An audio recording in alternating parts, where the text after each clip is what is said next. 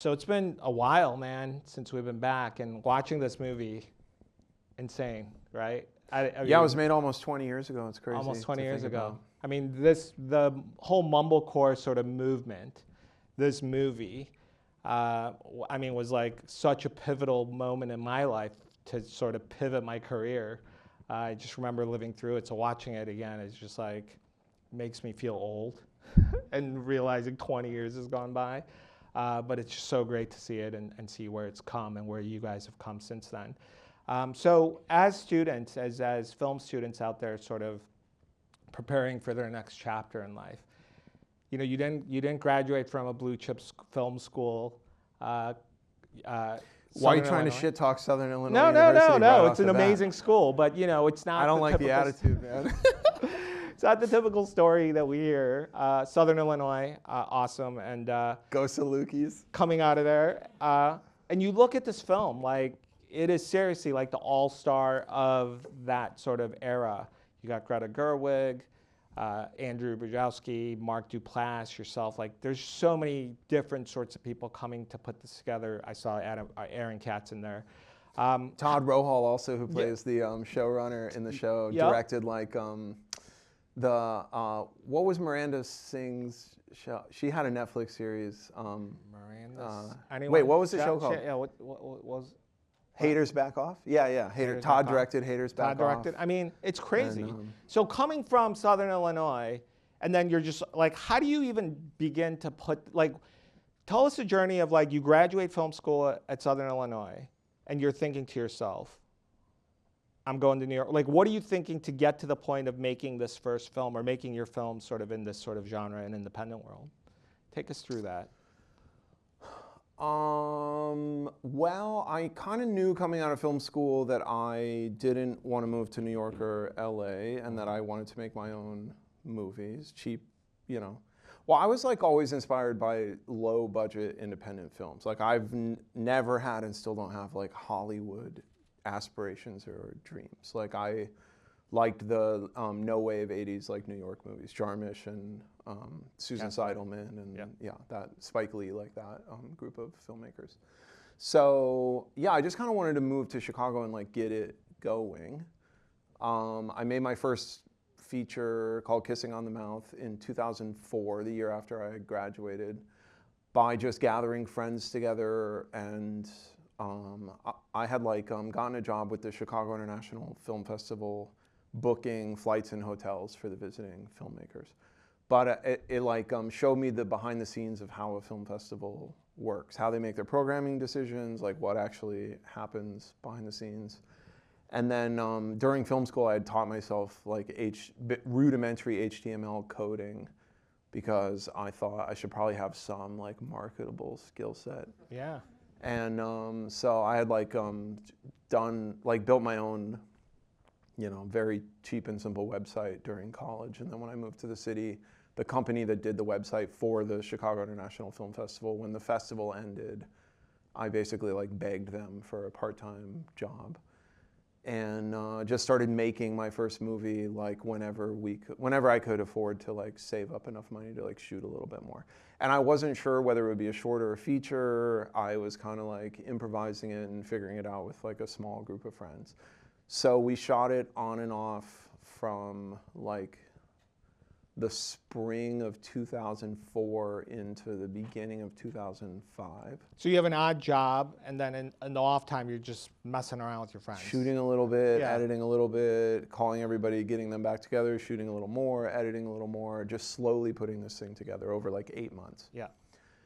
And I mean, the question that I like fundamentally had to ask myself was like, how is it that we worked so hard on our film school movies and they were so bad?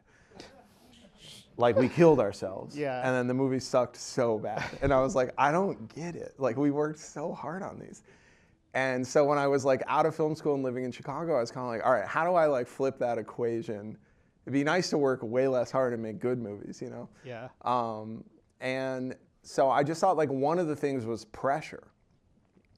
Like we just were so stressed out, you know, and like we just consolidated everything to these like very important shoots, and then everybody was sleep deprived and had classes going on. You know, there's just like this pressure cooker. environment. So I was like, okay, what if I removed the pressure?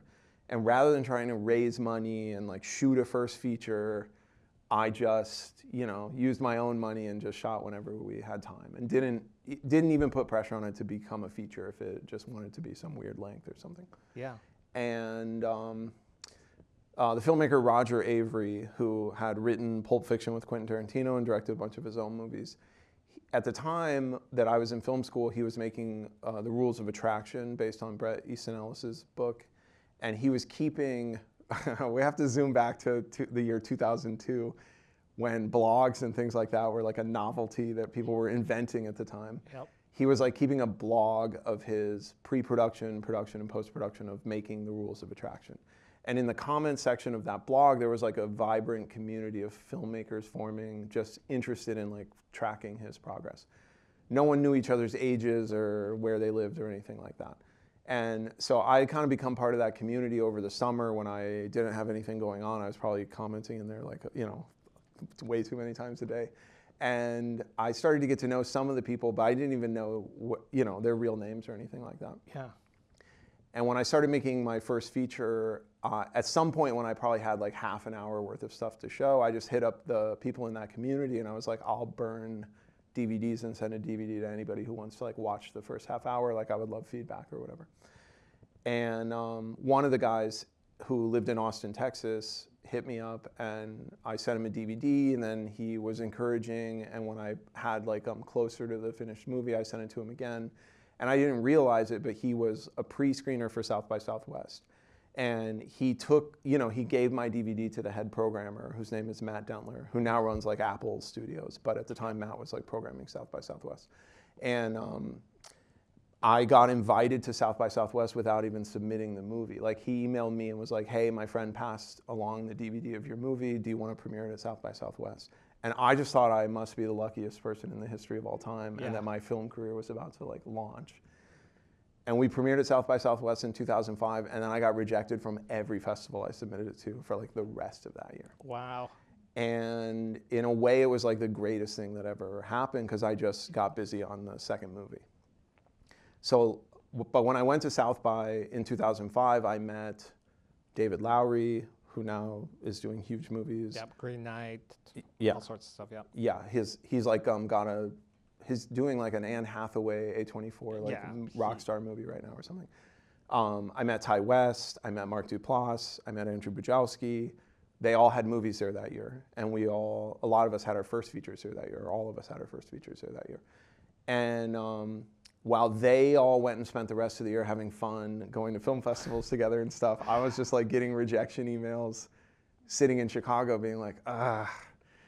But yeah, it really like pushed me to just go ahead and get going on the next movie. So then I made a movie called LOL. That's how I met Greta.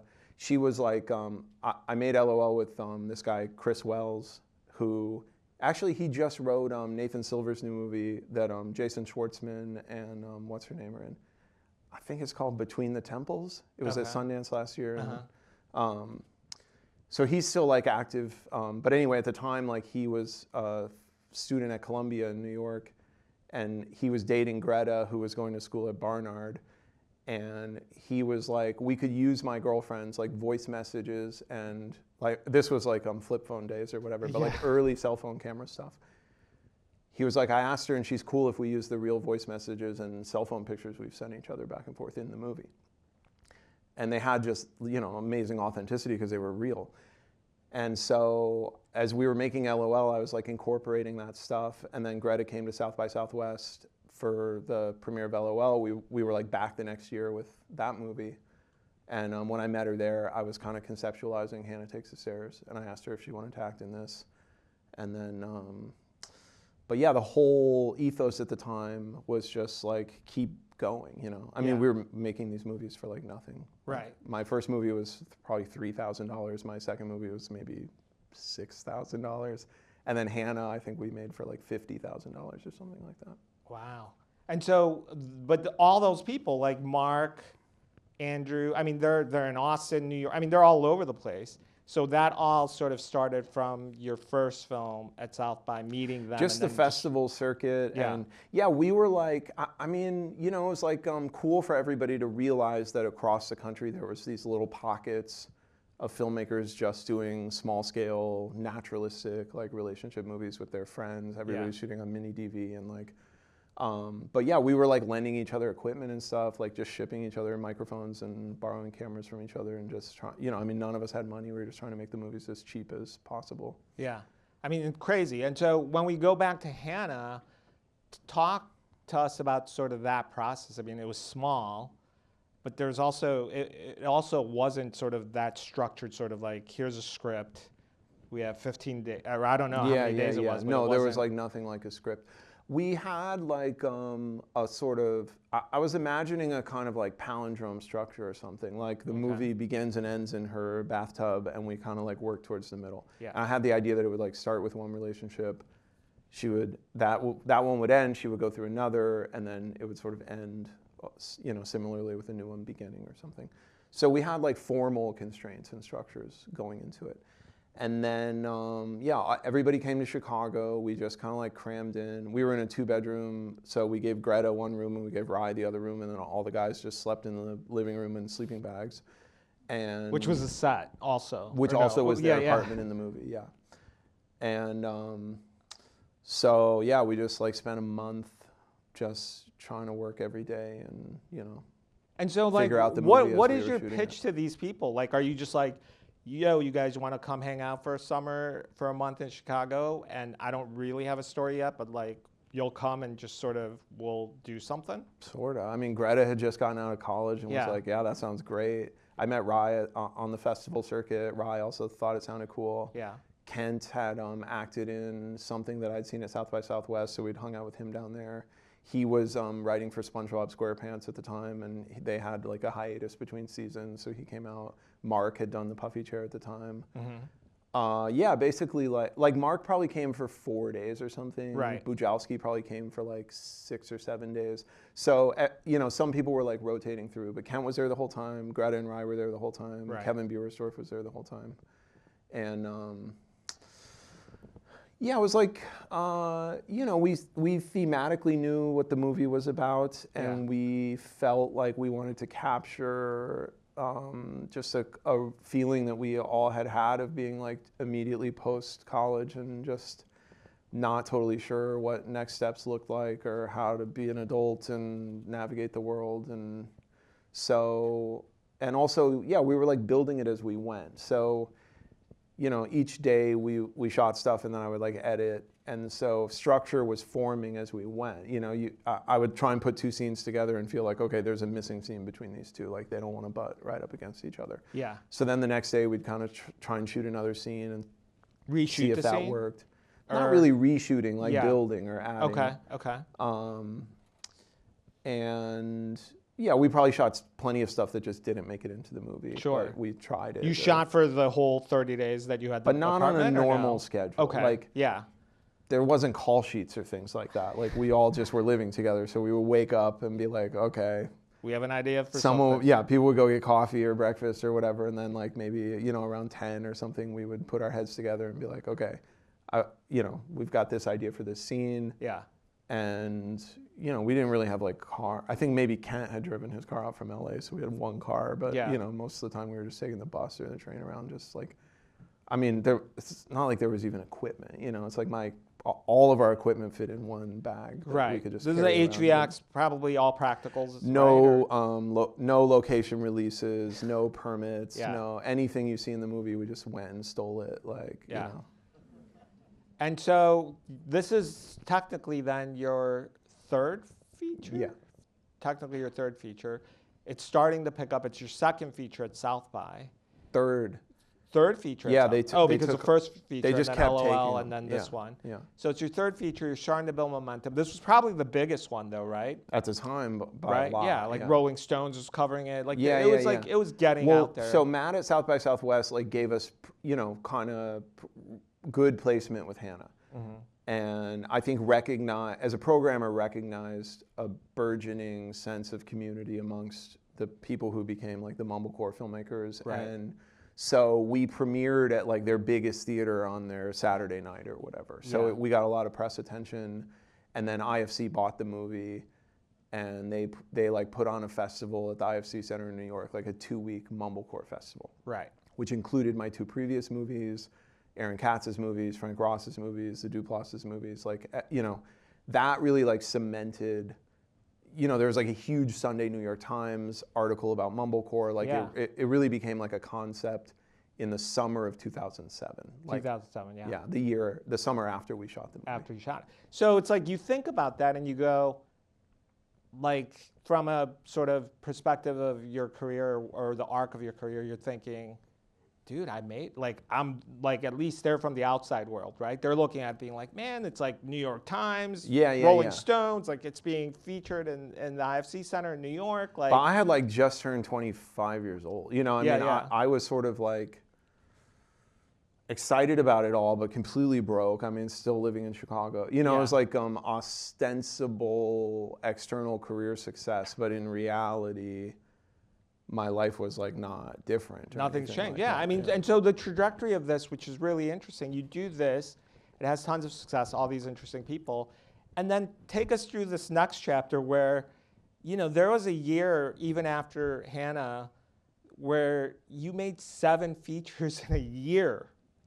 Like after Hannah, where do you go? Like, well, where are you thinking in terms of like, okay, this is it. Like now I'm gonna go get an agent in LA. I'm gonna do that trajectory and start my career's basically sort of launched. Well, that kind of stuff started happening when Hannah came out. Like in the summer of 2007. Same sort of overlap. Yeah, like, well, Greta, Kent, and I went, well, everybody was in New York for the like Mumblecore Festival opening of Hannah. Yeah. And then me, Greta, and Kent went to LA, and I met with agents and stuff like that. But I also, like, Greta and I had already started our next movie. So, like, we shot Hannah in August of 2006, and then in December of 2006, we started making a movie that became Nights and Weekends. But we thought we shot the whole movie in December, but then when Hannah came out the next summer, Greta was like, I don't think we're done. So then we shot a second half of the movie a year later. And so anyway, I didn't get an agent or anything like that because I was like, I'm already working on my next movie. These things seem to be organically rolling into each other. Self-financed though, and you're still broke. Yeah, at for that sure. point, yeah, like but agents don't like hand you a check right. or something like that. If it seemed to me that actually like I would struggle more trying to play like an industry game or something like that. And then, so then Nights and Weekends also premiered at South by Southwest, which made it the 4th year in a row I'd had a movie there, which that became its own sort of story, like that, like prolificness. But also like the movie, you know, Nights and Weekends is just like more sexually explicit. It's like a tougher movie. Mm-hmm. It's not lighthearted, it's really dramatic and heavy. Greta and I are kind of like breaking up the whole movie and fighting a lot. And so we got really good reviews out of South by, but in general, I think the movie was like way less marketable. So it opened in New York, and I feel like people were, you know, it basically had like hardcore supporters. People still love Nights and Weekends. Like that movie definitely has like a solid fan base, but it did not create the kind of publicity that Hannah had created, and felt in a lot of ways like a step backwards or something. You know, it's like the career trajectory was not going in a straight line. It kind of like went up and then seemed to be going down. Yeah. But Noah Baumbach had seen Hannah and Nights and Weekends, and so he produced my next movie. And he was married to Jennifer Jason Leigh at the time, and she also really liked Hannah and Nights and Weekends, so she wanted to act in the next movie. And that's when I kind of thought like, oh, okay, I'm like entering the industry, but via like a back door. And so I was like working with Noah and Jennifer, and I made a movie called Alexander the Last. Yep. And then Jennifer was supposed to be in that, but her mom had health issues at the time, and so Jane Addams took that role instead. But Noah was like really helping me out a lot and being like a mentor sort of figure. And then also like hired me to like DP some digital shorts that he directed for Saturday Night Live at the time. So I was like doing cool stuff with Saturday Night Live with like Paul Rudd and Bill Hader and Fred Armisen and cool people like that. Like, you know, I was 25 years old. It was extremely exciting. Like every day I was kind of like, oh my God, I can't believe this is my life. This is so cool. But at the same time, I never had any money. You know, like I would go to New York to work on these things and then, you know, was just like sleeping on friends' couches, or if they already had, like Greta lived in a crazy railroad apartment with 5 other roommates. Like I would just sleep on her couch until her roommates were like, okay, Joe's been here for like 2.5 weeks. He has to go. Yeah. And then I would like call 3 other friends and be like, can I come over like today with my stuff? You know, it's like stupid, but exciting. And that was the right age to be doing all of that stuff. But as I like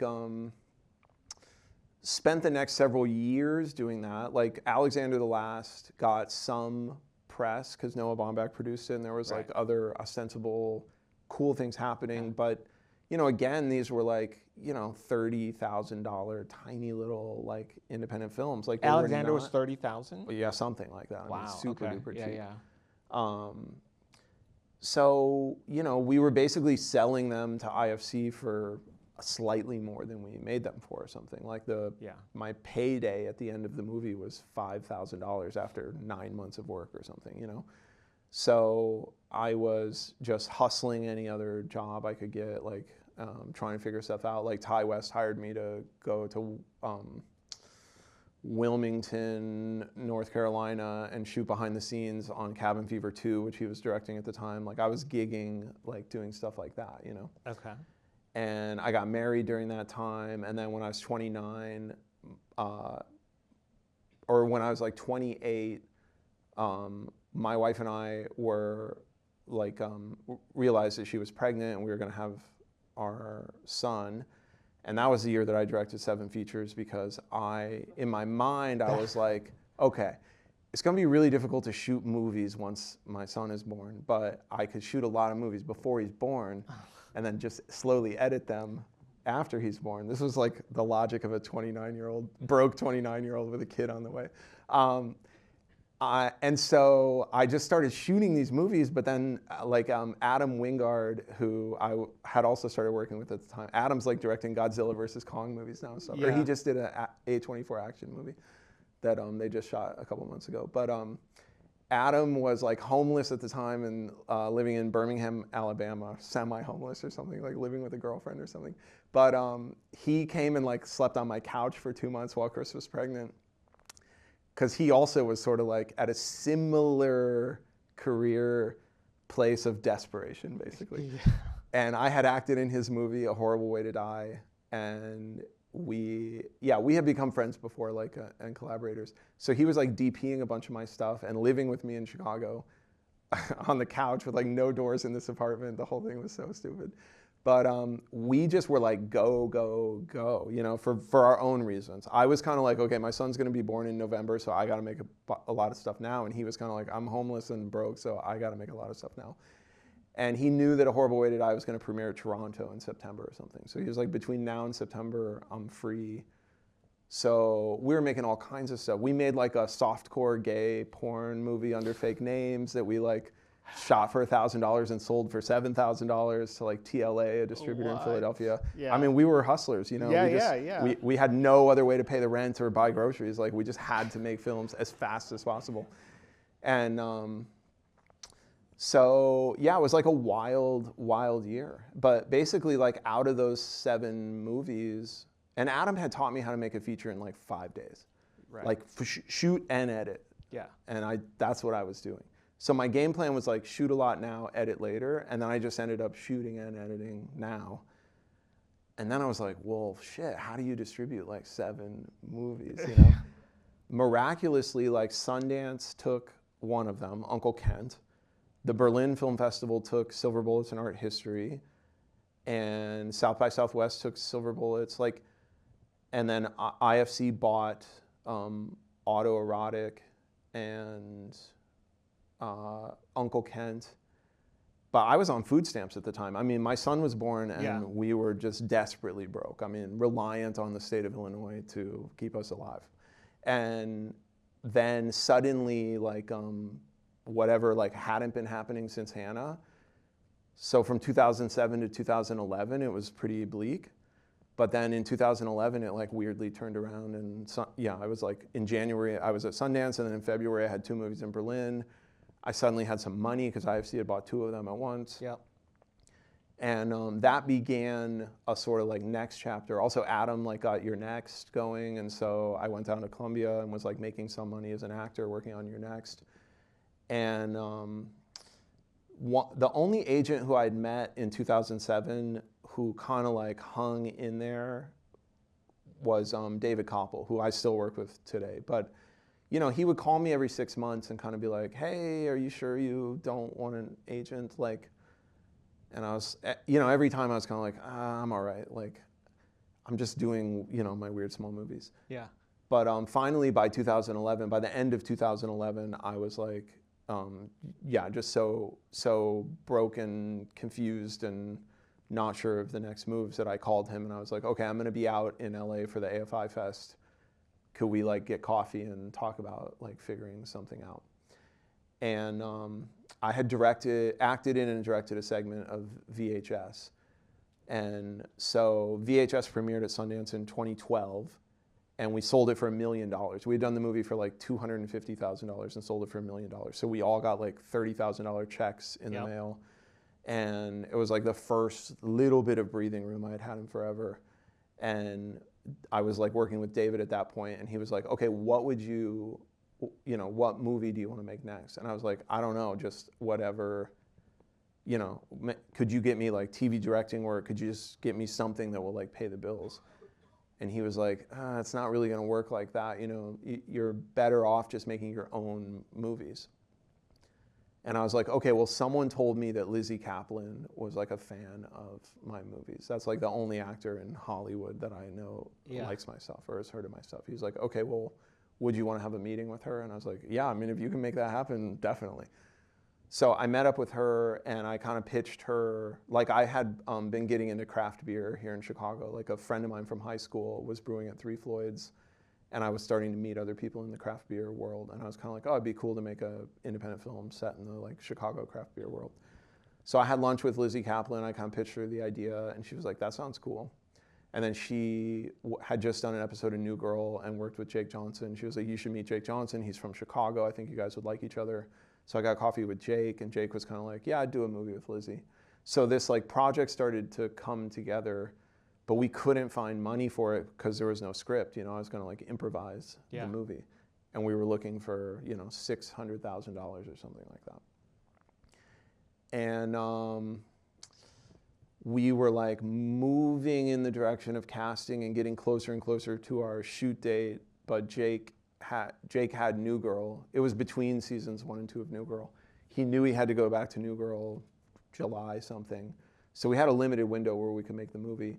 And we reached the point where we did not have money, but our start date had to happen. So my producers just flew to Chicago with no money in the bank. They were like, if we don't start prepping next week, we're not going to make the movie. Yeah. So they were just paying out of pocket. And then Lizzie dropped out. And I was like, fuck, I almost like got there. And now this thing's gonna start falling apart. And I knew I had to call Jake because Jake was only in the movie because Lizzie had sort of recommended it. But also I had met with Olivia Wilde in the meantime, and Olivia, you know, Lizzie was kind of like playing the lead, and then Olivia was gonna play the role that Anna Kendrick ended up playing. But so anyway, when Lizzie dropped out, I said to my producers, like, I really like Olivia Wilde. It'd be really cool to work with her. And she seemed into it. So I called her, and she was like, I'm in Japan doing Her, that Spike Jonze movie, Her. And I was like, okay, well, Jake has to go back to New Girl on this like certain date. Could you do it? And she was like, yes, but I have to fly like literally straight from Japan to Chicago and like start the next day or something. I was like, okay, well, do you want to do it? She's like, yeah, I want to do it. So I called Jake, and I was like, okay, well, Lizzie, the bad news is Lizzie dropped out. And I think Jake was like gonna quit. Yeah. But I was like, but Olivia Wilde's gonna do it. And he was like, interesting. Okay. Talk to me about like what's changing or whatever. And I was like, I think it's basically the same movie. You know, she seems down. And then I had also met with Anna Kendrick at the time, and like loved her. I'd seen her in a movie called 50-50, which had just come out. But this was like the summer before Pitch Perfect was released. Mm-hmm. So she had shot Pitch Perfect, but it hadn't come out yet. And so yeah, she also was like down to come do it. We just got like the most awesome cast ever, and it was a lot like Hannah Takes the Stairs. I mean, everybody just came to Chicago, and we had a bigger crew, but the vibe of the movie was identical, like basically improvising every day and like figuring it out. That's wild, yeah. And Revolution Brewery had just moved from their restaurant on Milwaukee over to their like new location, and those guys were cool about letting us shoot in there.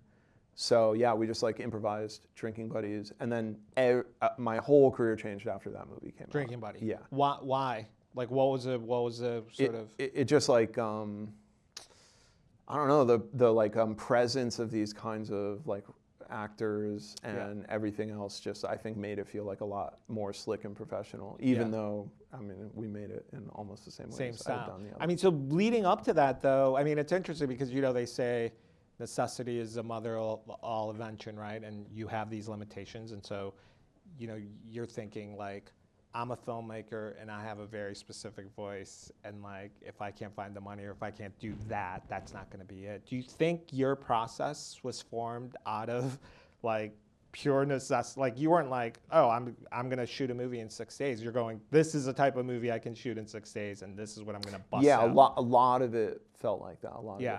And then so that then led you to Drinking Buddies, which was a little more refined. You have some name talent. That sort of turns the knob a little bit, at least as far as sort of at least the sustainability model is concerned. Sort of. It's like, it's not like I made much money to make Drinking Buddies, but everything became a lot easier after that. Yeah. Like getting the next movie going. It was impossible to get Drinking Buddies financed. I mean, everyone said no to paying for that movie. Yeah, they were 600,000, right? You said, or yeah, what was the budget on that? Probably 700 by the time we delivered it or something. Big, huge for me, but cheap in the grand scheme of things. But also there was no script, and so I met with a million financiers. Like I went to LA, and every financier was kind of like, yeah, it sounds interesting, but also like, how do we know what we're paying for? Like. Give us a script. Yeah, I would just talk them through the movie, basically. Like, this happens, and then this happens. They were kind of like, I don't know about that. So, but then once the movie came out, everyone saw it and liked it, and then they were like, we regret not paying for Drinking Buddies. Like, what are you doing next? So it just became like a lot easier. Right. And so then you're going from that, and as there's so many things that are happening, obviously, but the transition would have been into easy. You go from these sort of low-budget independent films, Drinking Buddies happens, and then you're doing other films in between, switching genres too, by the way. So like, it's almost like no one knows or cares. Like Drinking Buddies was my 14th feature, and most people think it's my first movie, and no one cares about the 13 that came before it. Yeah. It's like I existed in the independent film world prior to Drinking Buddies, and then I existed in Hollywood post Drinking Buddies. And then that sort of transitions you into sort of another chapter, and how do you go from Drinking Buddies? And why? I mean, maybe you had some personal interest, and this is where you start to go like, this is actually what I love. But how do you go from that into sort of this genre world of horror, and then into the network field of? Well, Wingard was the like connection. Wingard and Ty West, like they're still like two of my closest friends. Like they were always doing horror, right? And I was always doing my weird, relationship movies. But we were acting in each other's stuff and just like friends. So. Like Adam convinced the producers to let me do one of the VHS segments, and then Ty cast me in The Sacrament and some of his stuff, and in general I just was like intermixing with that horror world the whole time. Through that? Through the people, yeah. Yeah, and then I love our talk. I mean, I thought it was so interesting with the Netflix things. Tell us how that came through, and I love sort of the idea of how you went in with that, which is ultimately, when you look back though, not that much changed. It's not like you were all of a sudden like, okay, well, now I'm sort of transitioning. I'm going to formally write scripts and try to go sell scripts. You were still pitching. Well, I was like the universe was giving me like little bits of positive feedback to just keep like following my path and doing my thing. Yeah. I'm also not motivated by money. Like that's not that exciting to me as a reason to go do something. Yeah. And also I had existed and survived for so many years with no money that it was not, I just was like, following my muse or whatever, So I just kept pushing, and then as the resources came and the bigger actors came, like it was organic to just keep doing small weird stuff here in Chicago, just with famous people in it, you know. So nothing changed all that much, and the additional like money and infrastructure just allowed me to shoot at like cooler locations with more background actors and things like that. You know, it makes it feel a little more lived in. And was that the only difference? Was your process sort of still the the same process for was Easy? identical. Yeah, yeah. Really? Yeah. So was Easy scriptless? Yeah, I never wrote a script for Easy. It's Really? completely improvised. Yeah. So you're just pitching a broad idea to these actors and then getting How that show came about is that after Drinking Buddies came out, I sold a pitch to Fox Searchlight for a romantic comedy about a woman who is proposed to by her boyfriend. She's like about to break up with him, and then he proposes to her in a very public way where she feels pressured to say yes because all their friends and family are there. And so she sort of says yes, and then the wedding planning gets started right away, and she feels like very trapped into this relationship that she was almost about to get out of. And she decides that it's like too difficult to like break up with him, and then what she could do is make him fall in love with somebody else so that he ends the relationship. And through the process of trying to get him to fall in love with this other person, she re-falls in love with him and then actually becomes extremely jealous and tries to like win him back from the relationship that she engineered. Fox Searchlight was like, okay, cool, we love it. So they bought the pitch from me and paid me to write that screenplay. But I'm not a screenwriter. I'd never written a screenplay in my life. So I was like, oh my God, I successfully sold a script to Fox Searchlight. This is great. And then I sat down to start writing it and was like, I have no idea how to write a screenplay. Like I was just trying to write stuff and sending it to my executives over there, and they were like, this is bad. Like, this is confusing. And I was like, I know. So eventually, after like taking half the money from Fox Searchlight, I just went back to them and said, we have to take the remaining half of the money and hire another screenwriter to write the rest of the screenplay. I don't know how to do this. I'll direct the movie, but I can't write the screenplay, obviously. And so while all that was happening, one of my executives, I was like doing this through 21 Laughs, which is Sean Levy's company. And Sean had a guy named Billy Rosenberg working there and a guy named Dan Cohen. Dan Cohen, I don't know if 21 Laughs is still doing it. Anyway, Dan Cohen ended up producing Stranger Things, and Billy Rosenberg left to run the Lonely Islands TV division, like Andy Samberg and those guys. Yeah. And when Billy landed over at Lonely Island, he was like, okay, I'm like producing TV now at Lonely Island, you should come in for a meeting to do a TV show. And I was like, I don't want to do a TV show. I make movies, like I'm a filmmaker. I don't even like TV that much or watch TV that much. And he was like, just come in for a meeting, I'll show you the office, I'll introduce you to the guys, like whatever. I was like, okay. So the next time I was in LA, I went over there and he was like, why don't you like TV? I started outlining all the things that I didn't like about TV. I was like, I don't like that you create characters that are compelling in season one, and then you're sort of stuck with them for like endless, have to keep coming up with ideas for why these characters are still relevant like 2-3 seasons later. Yeah.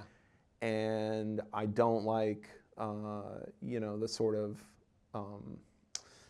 setup cliffhanger version of TV where every episode has to end with either a real or manufactured cliffhanger to get you like hooked in the next episode, whatever. I was just laying out all the reasons. And he was kind of like, okay, well, what if you could make a show that wasn't, you know, that sort of like started out by not doing that? Like an anthology show that didn't have to have cliffhangers and didn't stick you with characters and blah, blah, blah, blah, blah. And as he was talking to me, I was like, this is actually sounding kind of cool. Yeah. And ultimately what we realized is like the idea for the show would just be like my movies, but short 30-minute episodes rather than 80-minute movies. And I was kind of like, I never thought about it, that could like fit into the TV sphere. And Billy was like, well, we would do it. We would like make that show with you. And I was like, okay, well, what does that mean? And he's like, what it means is that, you know, Lonely Island would be your production company, and then we would pitch it to Netflix and HBO and whoever else. But at this time, I had already like taken meetings with Netflix and a bunch of other people. And I was kind of like, oh, well, I'm just good at making my own stuff. Like I don't need Lonely Island to like produce my TV show. I could just produce my TV show. Yeah. And he was like, yeah, I thought you might feel that way. Like So anyway, he became like a associate producer on Easy. But anyway, I was kind of like, I don't need the infrastructure of Lonely Island. Like I could just do this with my friends in Chicago. So I had a meeting at Netflix and like post Drinking Buddies or something. So I knew this executive, Kristen Zollner, over there. And then Judd Apatow and his producing partner had sent me the script for The Big Sick, which was set in Chicago. Yeah. And I had not been able to do The Big Sick, but Judd was making a show called Love at the time, like another Netflix series. And so he offered me an episode of Love. And so while I was out in LA directing that episode of Love, I basically like snuck away on my lunch break and pitched Netflix Easy. And it was like a 20-minute pitch. And I was basically like, okay, here's the pitch. The show is set in Chicago. And every episode is like a short film that's kind of like my movies. And some of the characters know each other. So occasionally one character from one anthology episode might like cross into another character's anthology episode. And that's all I know. Like, I don't have any actors attached or pitches for episodes, but that's the concept of the show. And it could be really cheap. Like I could be your cheapest show. Whatever, you know, you spend normally on a TV show, you could give me half of that or less and I would be able to like make a show. And the Netflix people were kind of like, okay. I was like, okay, great to meet all you. I got to get back to work. So then I went over and kept doing Love. This was probably in like May or something. And then Jake Johnson came to Chicago and we made a movie called Win It All in the summer of 2015. And as Win It All was winding down, maybe like 2 months after I pitched Easy, my agent called me and he's like, okay, Netflix wants to buy the show. And I was like, what? He's like, yeah, they liked your pitch and they're interested in doing it. And I was like, whoa, crazy. And then I basically sent them like 15 episode ideas, like 1-sentence episode ideas. And I was like, okay, I think the first season should be 8 episodes. Here's 15 ideas. You can pick the 8 that you're most interested in. I like all 15 of them. So you tell me which 8 we should make. Yeah. So they kind of like narrowed it down to 8. And then that was like the extent of what was like written. The rest of it was improvised after that. Yeah. And of course, that was a huge jump, obviously, going into the network world, although it wasn't quite a network at the time. But you're jumping from these micro indies to the network world, and you love the experience. Well, yeah, so I basically like independently produced Easy for Netflix. Like, right. We still just shot it in Chicago. Netflix basically put money in a bank account with no idea what they were paying for, but other than my 1-sentence description or whatever, right. And then they had casting authority. Yeah. So I couldn't just I had to like check in with them. Get approved, yeah. For the leads. Yeah. And then I could locally cast the rest myself. And then when I sent them the first cut, that's typically the first time they like saw the show they had paid for. Wow. And but also they were, they knew my movies. I had directed almost 20 features by that point, so they knew the vibe of my stuff. And yeah. And it was such a positive experience. Like I loved and trusted my executives over there. And once the episodes started coming in, they loved the show and were super supportive. Yeah. And then, I would basically like at the beginning of the season, I would do like huge rounds of casting meetings with like tons of actors. And I had a couple like loose ideas for episodes. And then, I was sort of like fishing around to see who organically was like already had their headspace connected to the sort of episode ideas. And then other times I would just start talking to an actor and they were talking to me about their own life and I was like, oh, that's interesting. Like maybe we could do an episode about that. Yeah. And so it was like a real hybrid. So I would kind of like write with them over the phone or over, at the time it was Skype. And then I would like put together like maybe a 5-page outline that just kind of had like a beat sheet of the stuff we had talked about. And I would send it to them and be like, does this all look right to you? Yeah. And then we would like budget and schedule off of that. So we did episodes of Easy in 4 days each. So the actors would fly in on Sunday. We would use Monday as like costume fittings, hair and makeup. And then we would all go out to lunch and sort of have like a put our heads together, like group talk about the episode. And then we would shoot Tuesday through Friday, and then they would fly home on Saturday, and the next cast would come in, and we just did that for 8 episodes. Yeah. I mean, it's amazing. And so it's like you look back, you always, of course, you look back in your life and you look back in your experiences and you think, okay, maybe I was doing this out of necessity. It becomes your voice. You know, you had an amazing experience working for a network. You're getting jobs directing episodes that are paying way, way better than like multiple features you're working on. At the end of the day, like you come back into sort of the feature world, right? Into this sort of process and style that's definitely not of sort of the industry standards in the traditional sense. What brings you, like would you consider yourself that idea of indie lifer? Like, is that sort of where you feel like your place is? And like you said, you're not driven by money, and maybe that's ultimately sort of the secret, finding what it is. Well, I think I always thought like my movies would grow up with me, like that the characters would age as I aged, and that I would just still be like interested in the same sort of relationship dynamics. And yeah. So that's kind of happening. Like the movie I just made is sort of like a midlife crisis movie about two bandmates in their 40s kind of reaching a place that, and the next movie that I hope to make similarly stars characters in their 40s. And okay. Hopefully, yeah, if I'm like talking to you again in 20 years, I'm like, yeah. oh, it's about a bunch of people in their 60s like figuring out life. But still out of the system, you're still doing private equity films and like kind of just making your film in your own terms as opposed to. Yeah. It's awesome. Yeah. So we're going to open it up for some Q&A. I'm sure you guys are dying to ask some questions of your own as well. So we have a Q&A deck over there under the lights. I don't know if you associate with the mumblecore term. I feel lucky about the term. Because at a time where none of us had any names or reputations, it became a way for our work to exist, you know? Yeah. So I'm grateful for it. That's great. Now, I think you have sort of created your own style in your own right, what I would like to call Swanberg core. So what's the future of that looking like for you? Any future projects, horror movies, whatever else? Yeah, I just produced, okay, so at the start of 2024, I produced a slate of horror films for other directors. 4 of them were shot in Chicago, 1 of them was shot in Nevada, but the idea was essentially to like take the concept of a season of TV and see if, like after 3 seasons of Easy, I was kind of like, okay, we could take this working method and apply it to features. Like instead of 4-day, 30-minute episodes, we could do 12-day features with a lot of the same cast and crew, like working across all of them.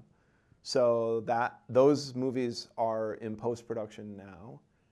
And then I just directed a feature in December that I'm editing also right now. But I would say like the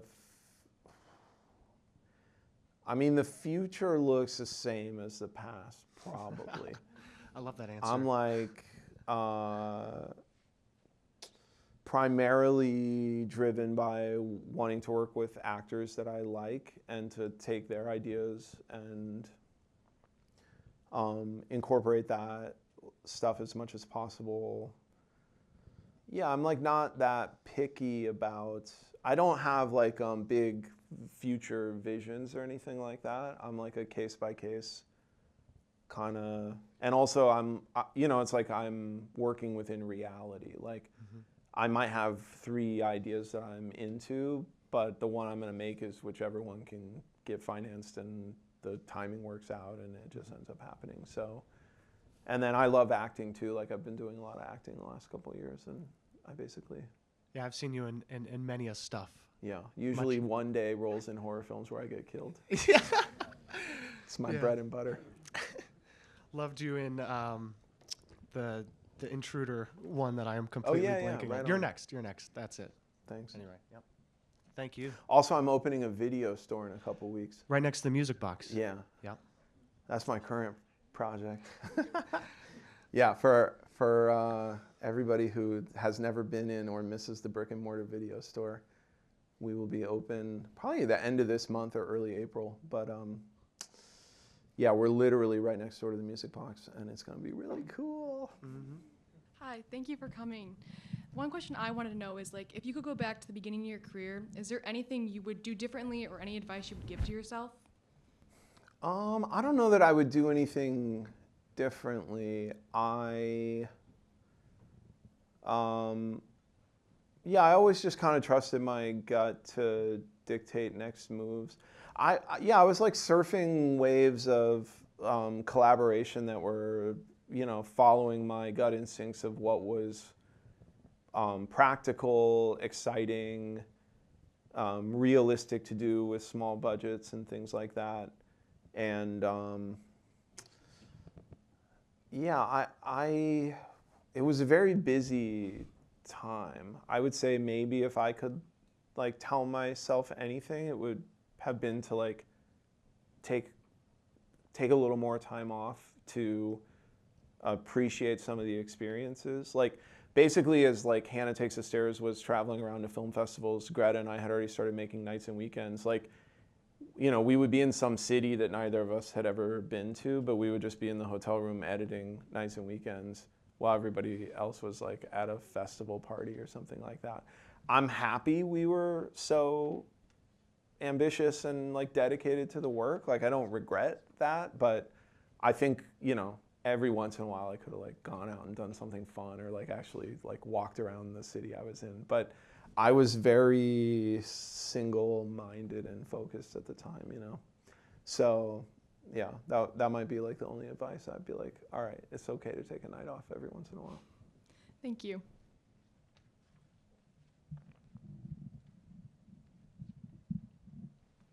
Hi, I was just wondering, like, because your process has stayed so similar as it was 20 years ago, like, do you think you're directing in the same way that you were 20 years ago? Or are you doing mostly the same thing? Like, how has your directing process changed?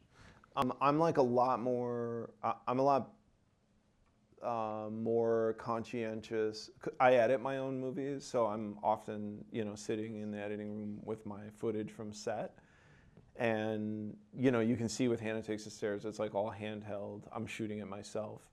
And I'm kind of trying to like edit in camera or utilize that footage. I would say that I'm like a more technically aware director now. So at the time I was just like hyper focused on performance.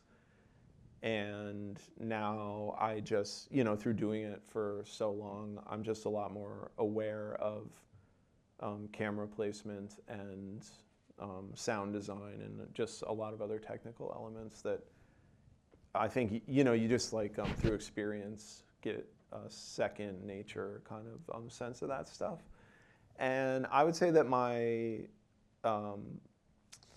like narrative storytelling sense has developed and honed a lot. At the time of Hannah and some of these earlier movies, I was like, everything is just about capturing reality and documenting reality. I don't care about stories. I don't care about narrative arcs. I don't care about 3-act structures.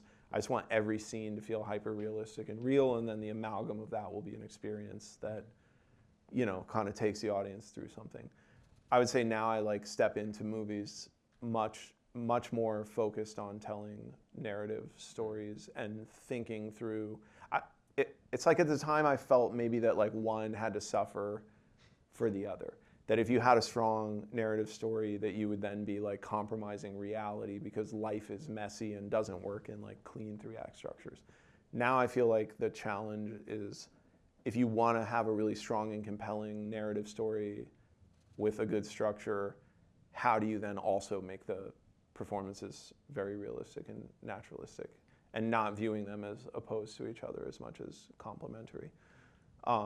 So I'm still pretty focused on wanting performances to feel very realistic, but I think I'm also like talking to actors a lot more from a story standpoint. Like the reason this scene's in the movie is because the audience wants to know this information at this point. So while maintaining this like naturalistic tone that we've got, like how do we also get this, crucial information out or something like that? I love that. Thank you so much. Yeah. I think this is the last question. I know there might be more. You can ask your question, but I think this is going to be the last question. But we'll have some time if you guys. Yeah, I'm happy to answer more afterwards if you. Awesome.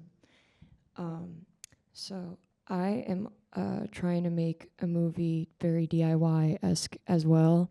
How do you like convince like a bunch of people to live in your set? Because I maybe I just have bad friends, but like I generally have a hard time like having one person to commit to a movie for free, specifically. So